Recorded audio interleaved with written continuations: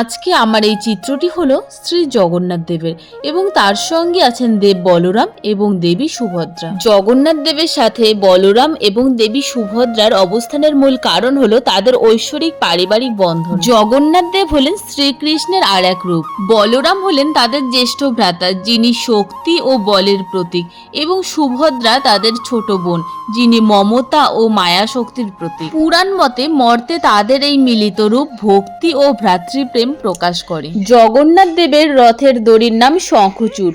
এই পবিত্র দড়িটি স্পর্শ করা অত্যন্ত পূর্ণদায়ক। জগন্নাথ দেবের রথ নন্দীঘোষ নামে পরিচিত, যা লাল ও হলুদ রঙের কাপড়ে ঢাকা থাকে এবং এতে 16টি চাকা থাকে।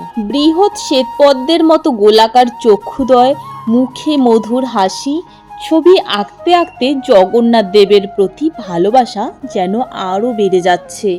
কি মিষ্টি মুখখানি! শিল্পী বিশ্বকর্মার নিজের কল্পনায় তৈরি করা এই রূপ যত দেখছি তত যেন মুগ্ধ হয়ে যাচ্ছে। শ্রী জগন্নাথ দেবের ছবি আমি যে আঁকতে পাচ্ছি এই যেন আমার এক পরম সৌভাগ্য।